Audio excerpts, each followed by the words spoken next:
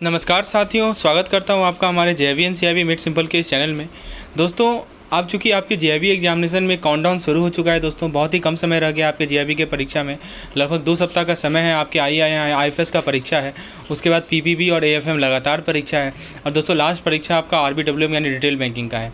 तो फ्रेंड्स, आपकी क्या रणनीति होनी चाहिए ये मैं आपके साथ शेयर करूँगा, ताकि आप इफेक्टिवली यदि अपने समय को यूटिलाइज़ करें, सही तरीके से यूटिलाइज़ करें। दोस्तों, ये मैं अपना एक्सपीरियंस भी शेयर करूँगा, और जो मैंने 3 से 4 साल का जो हमारा मेंटरशिप प्रोग्राम रहा है, उसमें जो मैंने स्टूडेंट की गलतियाँ देखी हैं और क्या क्या चीज़ उन्होंने गलती की हैं, खासकर इस दो या 3 सप्ताह में, उसको मैं आपको हाईलाइट करूँगा, ताकि आप वो गलती ना करें और आप जो है अच्छे मार्क्स से ये हो पाएँ, सफल हो पाएँ दोस्तों। तो एक एक बात को ध्यान से समझिएगा। मैं आपको बताऊँगा दोस्तों कि कौन सा मॉड्यूल ज़्यादा इंपॉर्टेंट है, ऑर्डर क्या रहेगा इंपॉर्टेंस का, क्योंकि आपके दिमाग में सवाल उठ रहा होगा कि किस मॉड्यूल को हम ज़्यादा इंपॉर्टेंस है। ये मैं आपको प्रीवियस ईयर क्वेश्चन के एनालिसिस के बेसिस पे आपको मैं बता रहा हूँ। दोस्तों, दूसरा सवाल आपके दिमाग में ये उठाएगा कि आखिर हम सिलेबस में करें क्या, आखिर क्या क्या कवर करें। मान लीजिए कि कुछ लोग ऐसे होंगे कि जो लेट से शुरुआत किए होंगे, जिनका अभी पोर्शन कवर नहीं हुआ होगा, तो वो किस टॉपिक को छोड़े, किन टॉपिक को कवर करें, इसके बारे में मैं आपको जानकारी दूंगा। चलिए दोस्तों, सबसे पहले मैं आपको आईएनआईएफएस के बारे में बताता हूँ, Indian economy, Indian financial system. दोस्तों, यदि हम इंपॉर्टेंस की बात करें तो सबसे ज़्यादा इंपॉर्टेंट मॉड्यूल बी है दोस्तों।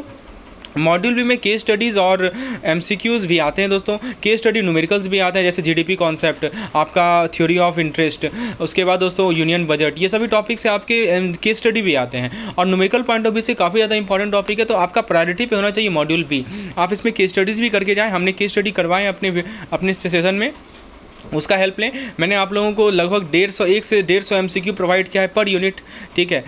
जो हमारे पेड मेंबर हैं उनको मैंने प्रोवाइड किया है, उसका हेल्प लें आप। और दोस्तों, मॉड्यूल बी को सबसे पहले आप करें। उसके बाद दोस्तों बात आती है आईएनआईएफएस का, तो मॉड्यूल सी सेकंड इंपॉर्टेंस है, ठीक है। तो बी करें, सी करें, ए बहुत सिंपल है। ए आपको बेसिक जानकारी देता है, बहुत से छोटा भी है ए, तो आप ए को तुरंत कवर कर सकते हैं। और लास्ट में दोस्तों डी कर सकते हैं। देखिए, 3 मॉड्यूल यदि आप अच्छे से करके जाएंगे ना, तो आपका 50 मार्क्स निश्चित है। अच्छे से करने का मतलब कि आपको कमांड होना चाहिए उन तीनों मॉड्यूल पे।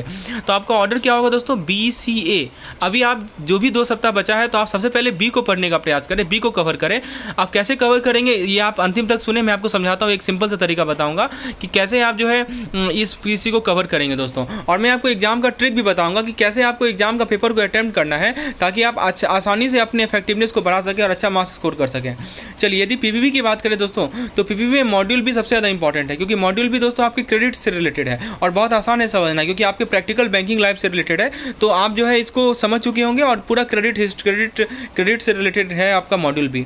दोस्तों, बी पर है। उसके बाद सी आपका कंप्यूटराइजेशन है, बहुत सिंपल है। कंप्यूटराइजेशन में छोटे बहुत कम कंसेप्ट है जिसको आपको ध्यान में रखना है। बी पर है, सी पर है। उसके बाद डी भी पढ़ लें। डी में एथिक्स है। एथिक्स तो दोस्तों आप बेसिक्स अपने कॉमन सेंस का भी यूज कर सकते हैं इस यूनिट में, ठीक है। तो आप अपने कॉमन सेंस के माध्यम से भी इसका जवाब दे सकते हैं जो एमसीक्यूज़ है। मैं अपने पेड मेंबर को लगभग टोटल पीवीबी का 3000 से 4000 एमसीक्यूज़ प्रोवाइड किया हूँ दोस्तों। उसके बाद मॉड्यूल ए को पढ़ें। मॉड्यूल ए में दोस्तों ऑपरेशनल एस्पेक्ट है। ऑब्वियसली बात है, बहुत लेंदी है मॉड्यूल ए, क्योंकि इसके अंदर 21 यूनिट्स हैं। तो लास्ट में मॉड्यूल ए को रखें, तो आपका ये ऑर्डर होना चाहिए पीवीबी में।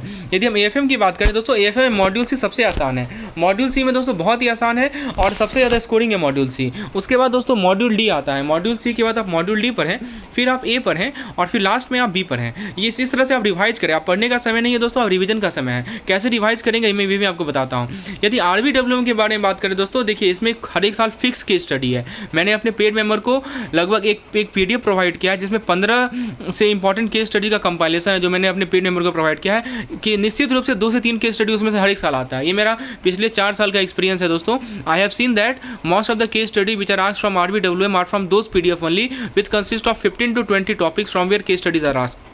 15 से 20 टॉपिक है जहाँ से केस स्टडी पूछा जाता है, जैसे credit card, FSL, FSI, floor space index, ठीक है। उसके बाद दोस्तों आपका हाउस लोन, हाउसिंग लोन, फिर और ये सभी तो फिक्स टॉपिक है, जिससे क्वेश्चन आता है हर एक साल। तो उसको आप देख लीजिए दोस्तों। आपका 15 मार्क्स फिक्स है वहाँ पे। और दोस्तों सारा मॉड्यूल थ्योरेटिकल है, और कहीं कहीं न्यूमेरिकल भी है, जैसे ईएमआई का कंसेप्ट न्यूमेरिकल है। तो ये बहुत आसान टॉपिक है, रिटेल बैंकिंग। तो इसको आप कोई भी ऐसा मॉड्यूल का प्रेफरेंस नहीं कर सकते, क्योंकि बहुत सिंपल है। इसको आप ABCD जिस ऑर्डर में पढ़ना चाहे पढ़े, बहुत सिंपल इसको समझना।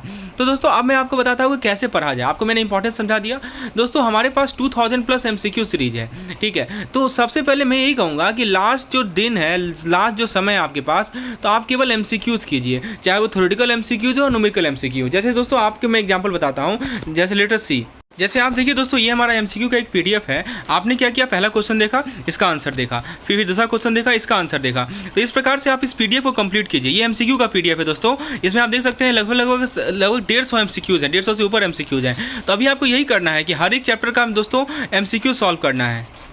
आप देख सकते हैं दोस्तों, मैंने गूगल ड्राइव में एमसीक्यूज हर एक मॉड्यूल का बना रखा है। जैसे देखिए, module D, module A, module B, module C. Module B में जाएंगे तो हर एक यूनिट का, आप unit 12, unit 13, unit 14, unit 15, unit 16, unit 17, unit 18, unit 19 सबका एमसीक्यूज मिलेगा आपको। फिर दोस्तों आप यदि मॉड्यूल डी के एमसीक्यूज में जाएंगे, जो 29, 30, 31, 32, 33, 34, 35 हर एक यूनिट का एमसीक्यू बना रखा है। आप किसी एमसीक्यूज में चले जाइए तो दोस्तों आपको लगभग 50 से 100 से 150 एमसीक्यूज मिलेगा। तो अभी आपको यही करना है दोस्तों। जैसे आप मान लीजिए 41 एमसीक्यूज आपको कवर करना है, तो यूनिट 41 का एमसीक्यू खोला, आप देख सकते हैं जितना तरह का क्वेश्चन पॉसिबल है सबका आंसर के साथ एक्सप्लेनेशन भी दे रखा है इन्होंने। ठीक है, जो हमारे न्यूमेरिकल क्वेश्चन है उसका प्रॉपर एक्सप्लेनेशन है। जितने तरह के पॉसिबल क्वेश्चन है सब के सब हमने दे रखे हैं। इसके अलावा कुछ पूछने का चांस ही नहीं है दोस्तों।